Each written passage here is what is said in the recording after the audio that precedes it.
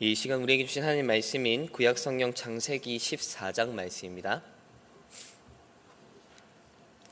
구약성경 16페이지쯤 창세기 14장 1절에서 16절까지 말씀입니다. 창세기 14장 1절에서 16절까지 말씀, 우리 한 절씩 교독하도록 하겠습니다. 14장 1절 말씀입니다. 당시에 시날 왕 아므라벨과 엘라살 왕 아리옥과 엘람 왕 그돌라오멜과 고임 왕 디달이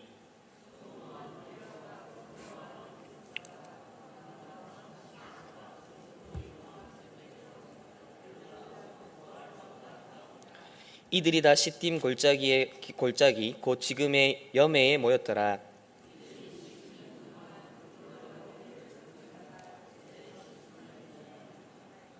제14년에 그돌라오멜과 그와 함께한 왕들이 나와서 아스드로 가르라임에서 르바 족속을, 함에서 수수 족속을, 사웨 기랴다임에서 엠 족속을 치고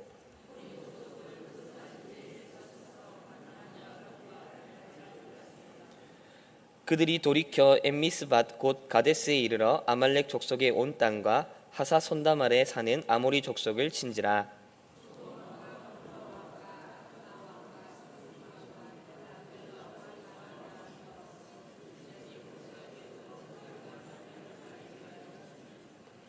엘람 왕 그돌라오멜과 고임 왕 디달과 시날 왕 아므라벨과 엘라살 왕 아리옥 네 왕이 곧 그 5왕과 맞서니라.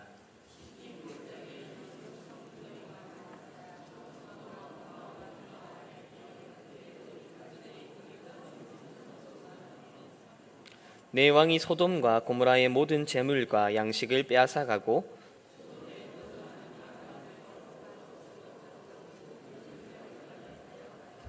도망한 자가 와서 히브리 사람 아브람에게 알리니 그때의 아브람이 아므리 족속 마므레의 상수리 숲을 근처에 거주하였더라. 마므레는 에스골의 형제요 또 아넬의 형제라. 이들은 아브람과 동맹한 사람들이더라.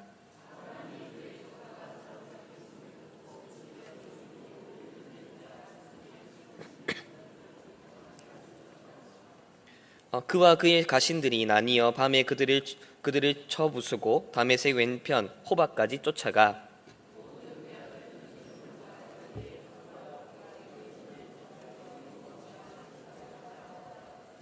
아멘.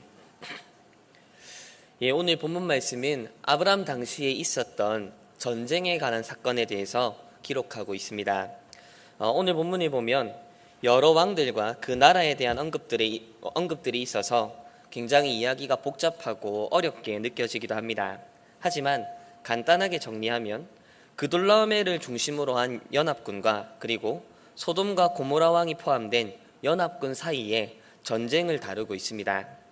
원래 소돔과 고모라 왕을 비롯한 몇몇 왕들은 그돌라오멜을 12년 동안이나 섬기고 있었습니다. 하지만 13년째 되던 해에 그돌라오멜을 섬기던 왕들이 반란을 일으켰고 그리고 그 이듬해인 14년째 되던 해에 그돌라오멜이 그들의 연합군을 일으켜서 이 반란군들을 진압하기 위해서 그들을 찾아왔습니다. 지금 우리가 보기에는 여기서 일어나는 이 전쟁이 뭐 그리 대단한가라는 생각을 할 수 있습니다. 고작 지금으로 따지면 중동 한켠에서 일어나고 있는 전쟁이기 때문에 별로 대수롭지 않고 큰 전쟁이 아닌 것 같이 여겨지는 것이지요. 하지만 구약 성경 당시에 그 고대 근동의 세계관으로 보면 이 전쟁은 그야말로 어마어마한 그런 규모의 전쟁이었습니다. 당시 사람들이 느끼기에는 이 전쟁은 마치 세계대전에 버금가는 아주 큰 그런 규모의 전쟁이었습니다. 그런데 사실 이것이 아무리 큰 전쟁이었다 하더라도 지금 우리가 살펴보고 있는 아브람 이야기와 무슨 상관이 있나 이런 생각이 들 수 있습니다.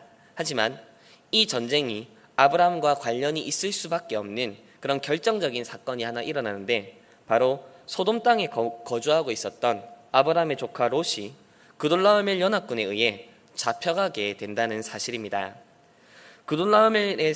그돌라오멜과의 전투에서 소돔과 고모라 왕이 패배함으로 인해 그 땅에 거주하던 롯마저도 잡혀가게 되었던 것이지요. 그리고 오늘 본문은 그렇게 잡혀간 롯을 아브라함이 구출하는 사건에 대해서 기록하고 있습니다. 그런데 여기서 우리가 몇 가지 생각해 보았으면 하는 사실들이 있습니다. 우선 첫 번째는 성경이 이 사건을 바로 창세기 13장 직후에 기록하고 있다는 사실입니다.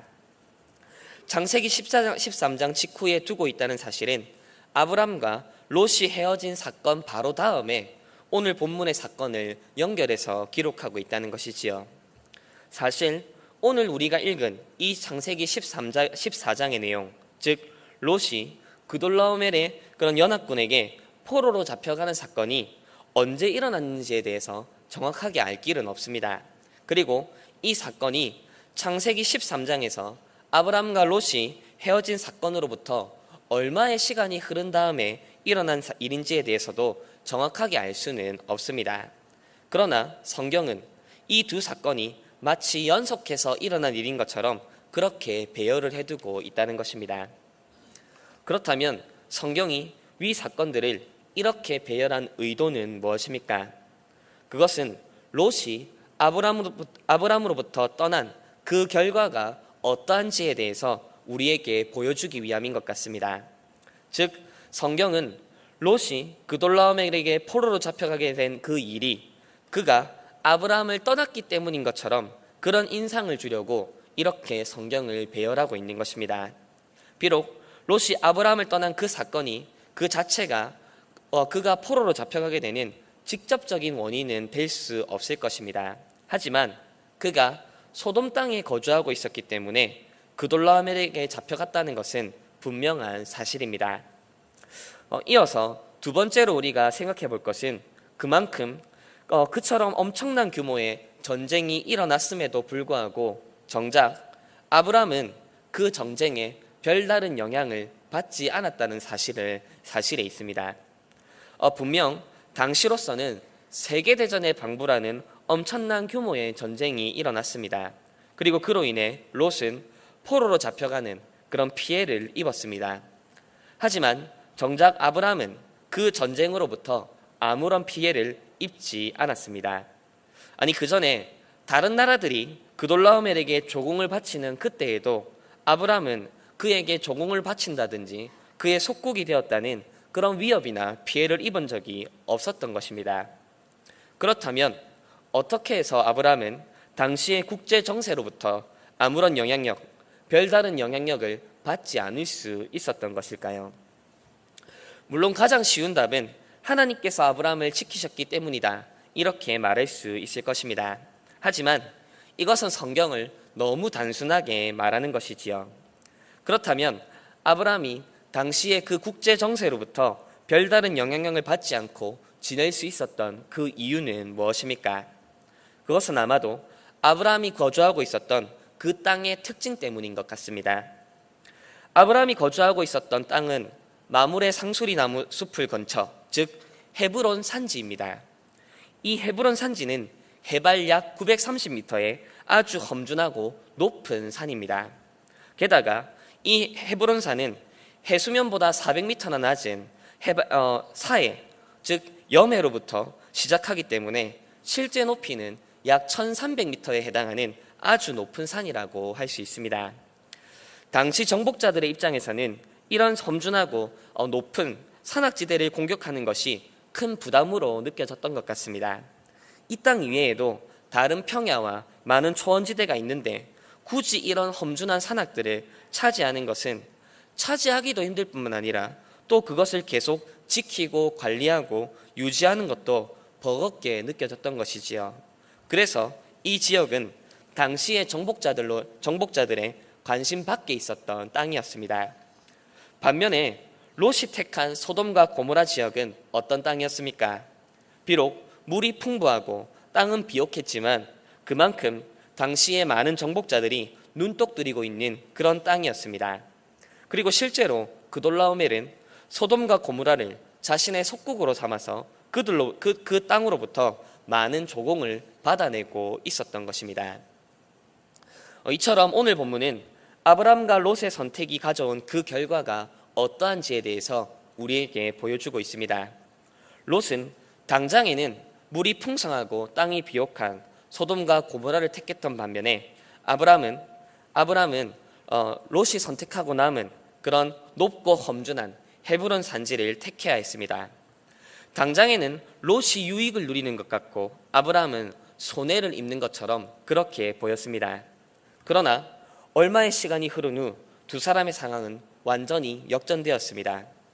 물이 많고 비옥한 소돔과 고모라 땅을 택한 롯은 당시의 국제 정세로 인한 혼란과 위협에 그대로 노출되고 말았습니다. 풍족하고 비옥한 땅이었던 만큼 당시의 정복자들의 영향력이 계속해서 미치고 있었던 것이지요. 그리고 급기야 그는 대제국 연합군에 의해 포로로 잡혀가게 됩니다. 하지만 아브람은 헤브론 산지가 지니고 있는 높고 험준한 그 지형 덕분에 당시의 국제 정세로부터 안전할 수 있었습니다. 그리고 그로 인해 자신의 재산과 세력을 더디지만 아주 안전하게 지키고 키워나갈 수 있었던 것입니다. 이처럼 오늘 본문은 당장에는 손해를 보는 것처럼 느껴지는 일이라 하더라도 결국에는 더 좋은 결과를 가져온다는 것을 보여줍니다. 또한 반대로 당장에는 훌륭하고 지혜로운 선택 같아 보인다 하더라도 결국에는 더 큰 손해와 피해를 가져온다는 것을 우리에게 보여주는 것 같습니다. 그런데 만약 오늘 본문이 이렇게만 끝난다면 아마 이것은 일반 세상에서도 말을 하는 그런 교훈과 같을 것입니다. 방금 얘기한 이 교훈과 아주 비슷한 교훈으로 우리가 잘 알고 있는 인생지사 세옹지마라는 말이 있습니다.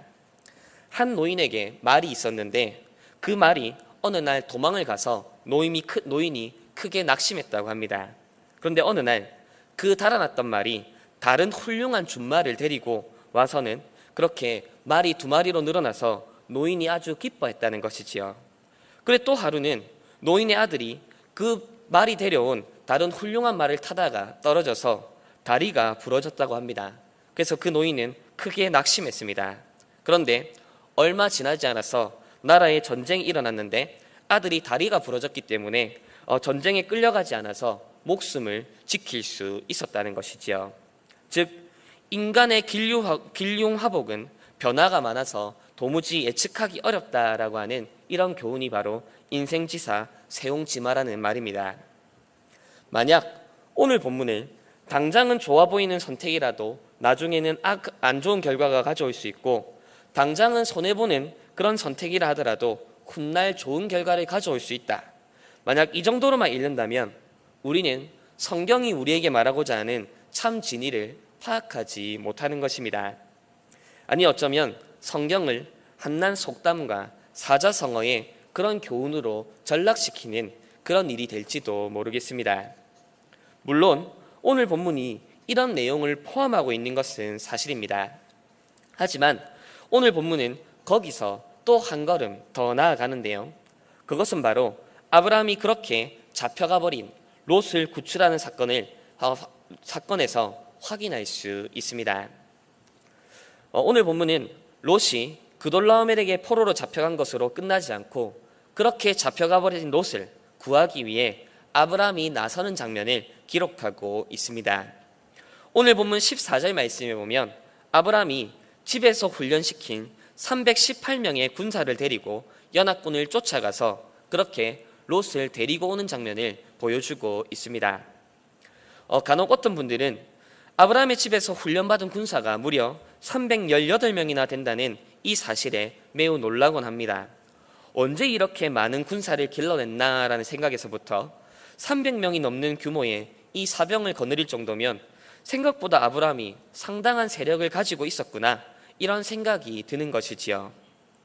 그리고 어떤 분들은 이 300명의 군사, 약 300명이 넘는 이 군사들은 잘 훈련된 정예병이었기 때문에 그 그돌라오멜의 연합군으로부터 롯을 구출해 오기에 충분한 전력이었다 그렇게 말을 하기도 합니다. 그러나 비록 아브라함의 세력이 굉장하고 꽤 상당히 많았던 것은 분명하지만 그렇다고 해서 당시의 대제국의 연합군과 비교할 만한 세력은 결코 아니었습니다.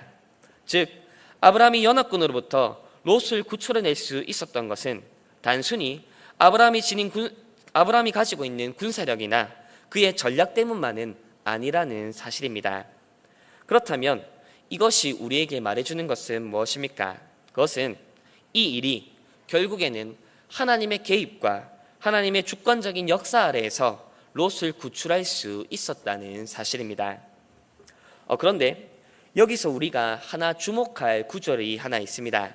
그것은 바로 오늘 본문 16절 말씀인데요. 우리 16절 말씀을 함께 읽어보도록 하겠습니다. 창세기 14장 16절 말씀입니다. 모든 빼앗겼던 재물과 자기의 조카 롯과 그의 재물과 또 부녀와 친척을 다 찾아왔더라. 아멘. 재물과 조카 롯과 그의 재물과 부녀와 친척을 다 찾아왔더라. 오늘 본문 16절은 아브라함이 그돌라오멜로부터 조카 롯과 함께 그에게 속한 모든 것을 되찾아왔다는 것을 우리에게 보여줍니다. 그런데 여기서 우리가 하나 기억했으면 하는 것이 있습니다. 그것은 방금 읽은 이 구절과 매우 비슷한 구절을 우리가 이미 한번 살펴본 적이 있다는 사실입니다. 그렇다면 오늘 본문 16절 말씀과 비슷한 구절을 우리가 언제 살펴보았습니까? 그것은 우리 창세기 12장 20절 말씀을 같이 한번 보았으면 좋겠습니다. 창세기 12장 20절 말씀 우리 같이 한번 읽겠습니다. 바로가 사람들에게 그의 일을 명하매 그들이 그와 함께 그의 아내와 그의 모든 소유를 보내었더라. 아멘. 방금 읽은 이 구절은 애굽의 바로가 아브라함의 아내 사레와 그에게 속한 모든 소유를 돌려보내는 장면에 대해서 기록하고 있습니다. 여기서 우리가 주목할 점은 이 구절이 오늘 본문 16절 말씀과 매우 유사한 내용들 그리고 주제들을 다루고 있다는 사실입니다. 바로 둘 다 빼앗겼던 사람과 소유를 되찾는 장면입니다. 하지만 위 두 사건의 사이에는 결정적인 차이가 있는데요. 그것은 창세기 12장에서는 아브라함의 역할이 매우 철저하게 수동적이고 소극적이지만 오늘 본문 창세기 14장에서는 아브라함의 역할이 매우 능동적이고 적극적이라는 사실입니다. 아브라함이 애굽의 바로로부터 아내와 소유를 되찾은 것은 전적으로 하나님의 역사와 주권적인 개입 아래에서 달려있는 일이었습니다. 반면 오늘 본문에서는 비록 그돌라오멜의 대연합군으로부터 롯을 구출할 수 있었던 것은 분명 하나님의 능력에 의한 것이었지만 그 일을 시행하고 진행하는 그 과정에서 아브라함이 아주 주도적이고 적극적인 역할을 하고 있는 것을 우리는 볼 수 있습니다.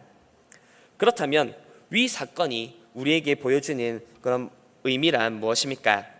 그것은 이제 아브라함은 단순히 하나님의 구원 사역의 대상으로서가 아니라 그 일을 수행하고 실행하는 실행자가 되어 있다는 사실입니다. 물론 큰 그림으로 보자면 여전히 아브라함은 하나님의 구원 사역과 경륜의 대상입니다. 하지만 적어도 오늘 본문이 우리에게 보여주는 아브라함의 모습은 롯과 그의 소유를 구출하고 되찾아오는 데에 매우 주도적이고 적극적인 모습을 보여주고 있습니다. 그렇다면 어떻게 해서 아브라함은 롯을 구출하는 이 일에 있어서 그렇게 주도적이고 적극적인 모습을 보일 수 있었던 것일까요? 어떻게 해서 아브라함은 애굽에서의 그 수동적이고 소극적인 모습을 벗어버리고 능동적이고 적극적인 모습으로 하나님의 구원 사역에 동참할 수 있었던 것입니까? 이에 대한 단서가 우리가 지난 시간에 살펴본 창세기 13장 말씀에서 주어지고 있습니다. 우리 창세기 13장 14절에서 17절 말씀을 함께 읽어보도록 하겠습니다. 창세기 13장 14절에서 17절 말씀입니다. 롯이 아브라함을 떠난 후에 여호와께서 아브라함에게 이르시되 너는 눈을 들어 너 있는 곳에서 북쪽과 남쪽 그리고 동쪽과 서쪽을 바라보라. 보이는 땅을 내가 너와 내 자손에게 주리니 영원히 이르리라.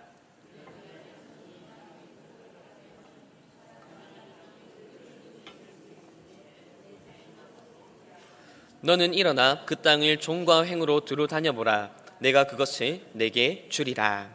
아멘. 지난 시간에 살펴본 것처럼 방금 읽은 이 말씀은 하나님의 언약을 따라 선택을 내린 아브라함에게 하나님께서 찾아오셔서 언약을 갱신하는 장면입니다.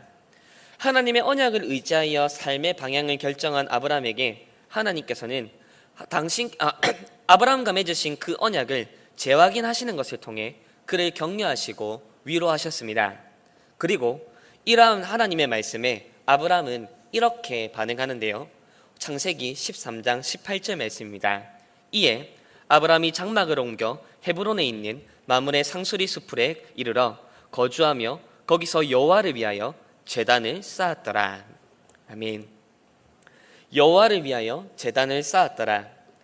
그렇게 자신을 찾아와서 언약을 재확인시켜 주시는 그 하나님께 아브라함은 제단을 쌓고 예배를 드립니다. 즉 이것은 하나님께서 약속하신 그 언약의 내용을 아브라함이 믿고 받아들였다는 것을 그런 의미의 반응입니다. 그렇다면 우리가 여기서 얻을 수 있는 단서란 무엇입니까?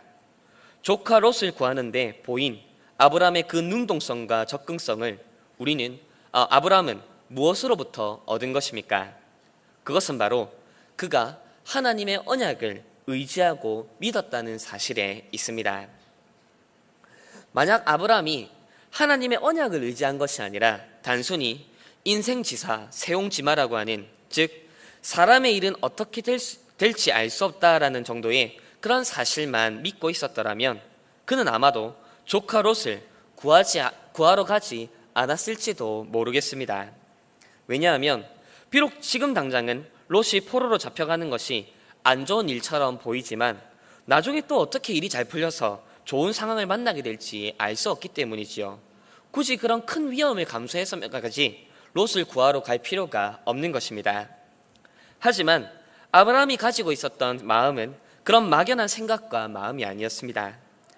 아브라함이 가지고 있었던 마음은 하나님이 알아서 하시겠지, 어떻게든 되겠지라고 하는 그런 막연하고 맹목적인 마음이 아니었습니다. 그가 대제국들의 연합군으로부터 조카 롯을 구하기 위해 용기 있게 나설 수 있었던 것은 자신과 언약을 맺으시고 자신을 보호해 주시겠다고 약속하신 그 하나님의 언약에 대한 믿음 때문이었습니다. 그런데 의외로 많은 사람들이 하나님에 대한 믿음이라고 하는 것을 한낱 요행이나 행운과 크게 다르지 않게 생각하는 것 같습니다. 신자로서 마땅히 해야 될 생각과 고민, 그로부터 나오는 적극적인 결단과 실천 없이 그저 맹목적이고 막연한 신앙생활을 이어가고 있는 것이지요. 물론 신앙생활을 시작한 지 얼마 되지 않은 사람이라든지 아직 믿음의 규모가 제대로 갖춰지지 않은 사람들은 그렇게 할 수도 있을 것 같습니다. 하지만 신자가 된다고 하는 것, 그리고 믿음을 가진다라고 하는 것은 그런 막연하고 맹목적인 것은 아닙니다. 믿음이라고 하는 것은 하나님께서 알아서 하시겠지라고 하는 말로 스스로 해야 될 결단과 실천을 회피하는 것이 아니라 오히려 지금 내게 원하시는 하나님의 뜻은 무엇인가 라고 묻고 그렇게 적극적으로 고민하며 실천해 나가는 것입니다. 오늘 본문에 등장하는 아브라함의 경우를 예로 들어보겠습니다. 아브라함의 입장에서는 지금 롯이 잡혀갔습니다. 이때 아브라함은 이렇게 생각했겠지요. 내 조카 롯이 잡혀갔다. 내가 롯을 구하러 가는 것이 과연 하나님께서 원하시는 뜻일까? 오히려 구하러 갔다가 나와 내게 속한 사람들이 위험해지면 어떻게 하는가? 만약 그렇게 된다면 하나님께서 나에게 약속하신 그 내용은 또 어떻게 되는 것인가? 아니다. 하나님께서는 온 세상을 나와 내 자손들에게 주시겠다 약속하시고 또 나를 지키시고 보호해 주시겠다 약속하지 않았는가? 그리고 이미 나는 애굽으로부터 지켜주시는 그 하나님의 손길을 경험한 일이 있지 않은가?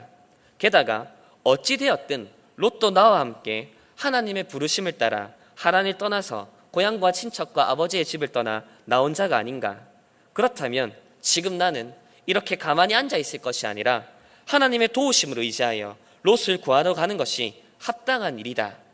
이런 생각과 고민의 과정을 거쳐서 그는 롯을 구하러 나갔던 것입니다.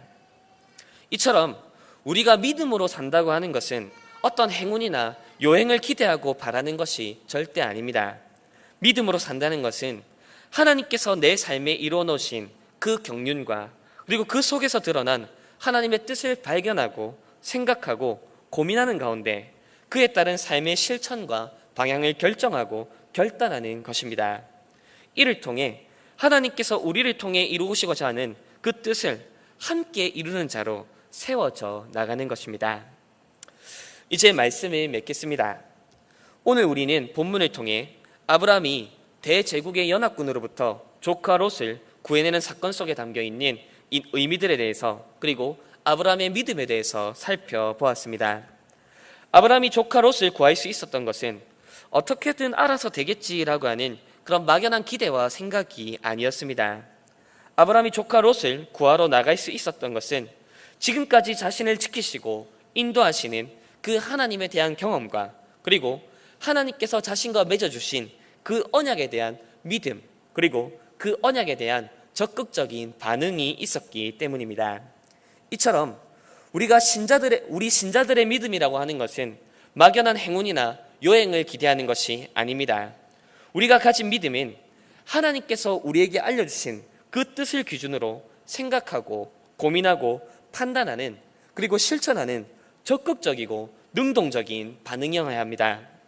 아무쪼록 하나님께서 우리에게 허락하신 이 믿음을 한낱 요행과 행운으로 대체하지 마시고 하나님께서 원하시는 바를 따라 적극적으로 반응하는 우리 성도님들 되셨으면 좋겠습니다.